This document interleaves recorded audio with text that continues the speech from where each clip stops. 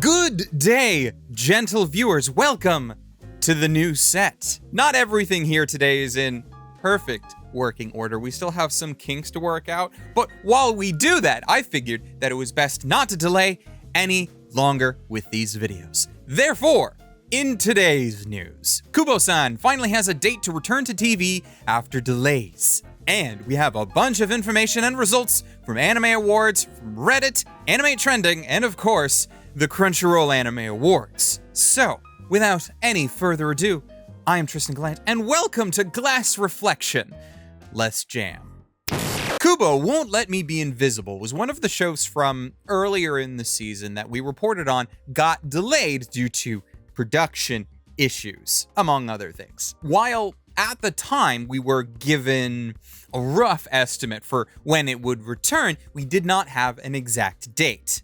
Now we do. The official website has stated that the anime will return to television on April 4th, which is actually not all that exciting when you take into account that that's still like a whole month away. Not only that, but also the return to TV sees the series restarting its broadcast from episode 1.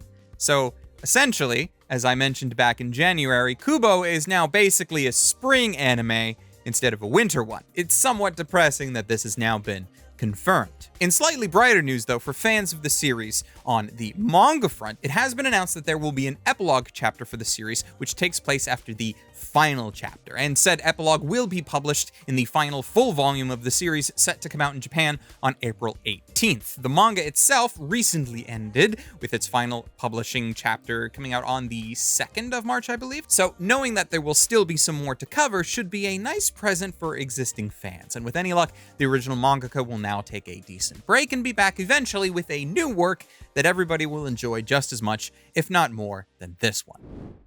Perhaps one of these days I might interrupt our regularly scheduled news segments with a big fancy sponsor for these videos.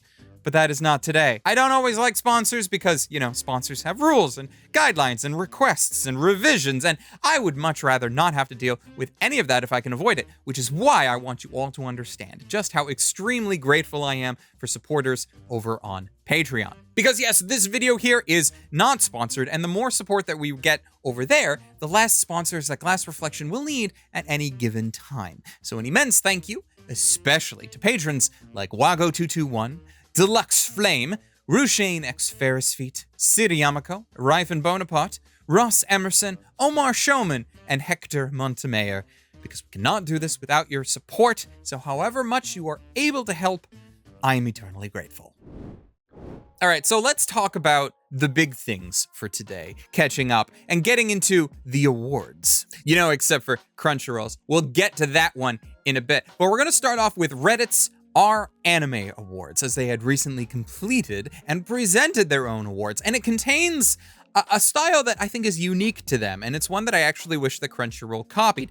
In the Our Anime Awards, every category is awarded twice, once for a judge's vote and then once for a public vote, only giving out one award if both of these two groups happen to come to a consensus, which did happen a few times, but obviously it's not incredibly common. I'm going to put a link in the description where you can see the whole awards for yourself, because I'm not going to mention everything, but allow me to spoil the big one being Anime of the Year.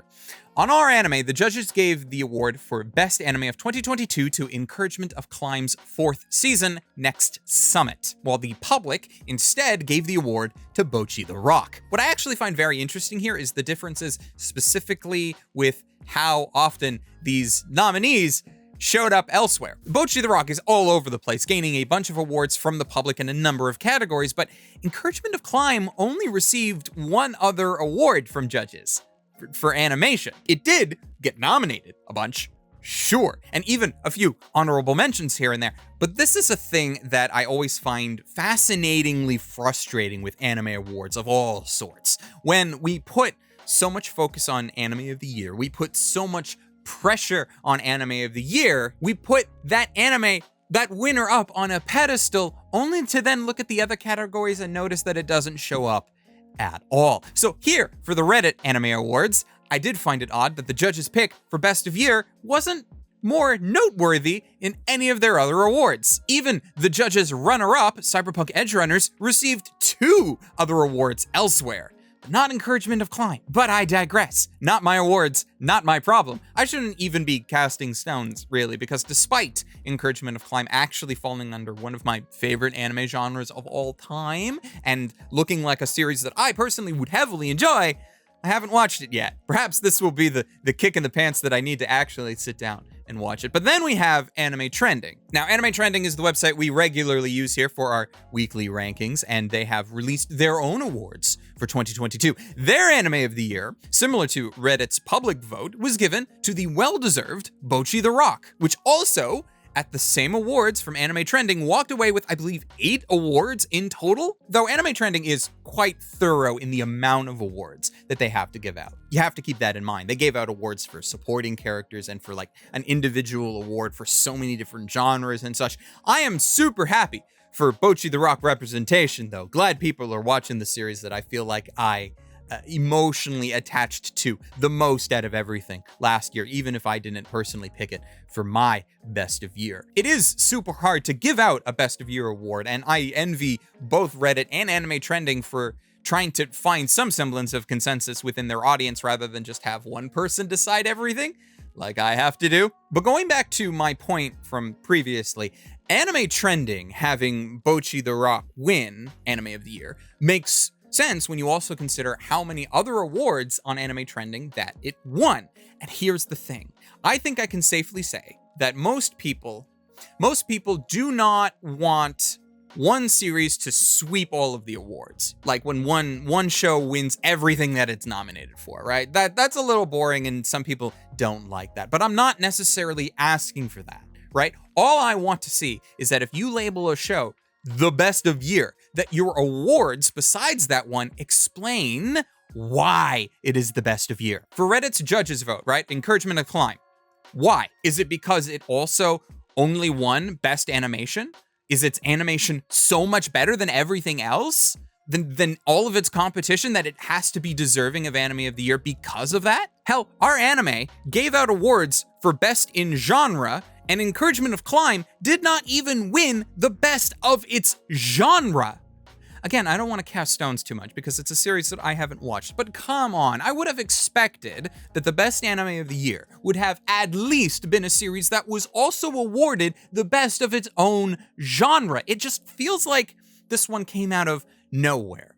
But then we get to Crunchyroll.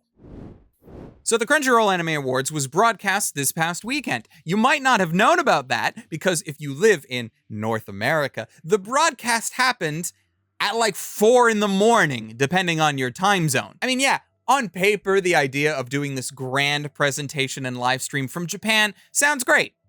On paper, because this is where the anime came from. This is where a bunch of Japanese specific guests came from, and that's all cool. But like, am I wrong for believing that the main audience for anything Crunchyroll related is Americans who would be asleep at this time? Did they like expect most people who watch anime on Crunchyroll to go out of their way and watch a live broadcast in the middle of the morning?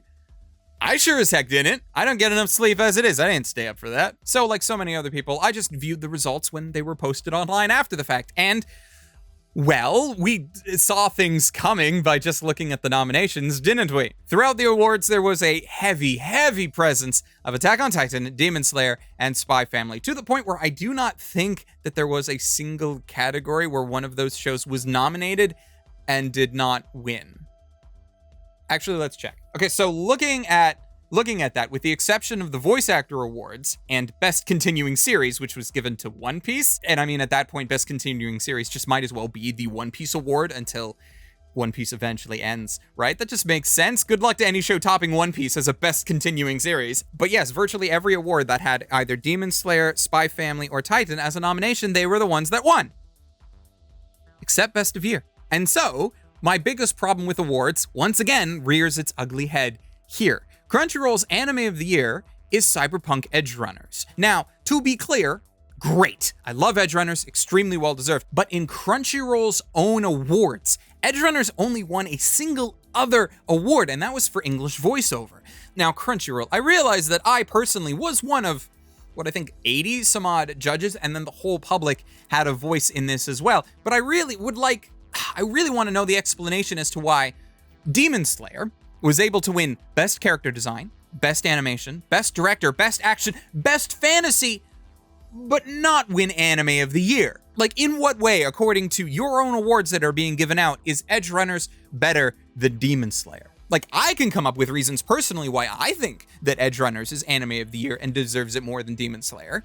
I can do that, but these are not my awards. Really, I think it might just be a matter of, like, public perception and how people think about things when they vote. According to what I know about the split in how votes are weighted, I believe it was 70-30 this year for judges to audience as far as what was voted and how that was counted. Now, obviously, the public could still dictate the awards if the judges do not have a consensus, and I don't necessarily have a solution to the problem when I feel like it was a simple matter of people voting for Anime of the Year and then just not really thinking about it properly. Based on these results, more people voted for Edge Runners to win Anime of the Year than they voted for Edge Runners in any other category that it was included in. Now, I know there was no sci-fi genre award this year, and I doubt people would think of Edge Runners as a fantasy, even though technically it is. It's just not a high fantasy series. But, like, Edge Runners had action, it had drama, but it didn't win either of those awards. It had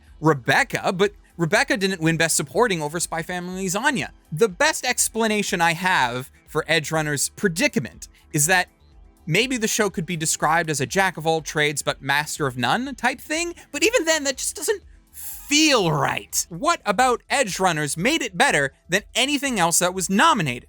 Looking at the awards, I can't tell. It didn't win any of the other major ones. In the end, I personally, honestly feel like this is something just fundamentally broken with how things are voted on in the Crunchyroll Anime Awards. Like, I just feel like the results are simply indicative of that. I can't blame the company necessarily for how the people voted. Like, that would be silly. But I do think if they plan on continuing this, that they really have a look at how everything is framed and present the votes to people in a way that makes them actually think about what they are truly voting for and why. Either that or cut out the audience entirely and take responsibility for who you select as a judge, because I feel like that is also a factor. Having this nebulous audience have a say in voting makes it a very easy scapegoat if the results are not favorable, when in reality it was the judges that came up with the nominees and had higher weights with their votes here. And even then, as a judge of these awards myself, I didn't feel like what I did was any different than what a casual audience voter would have done.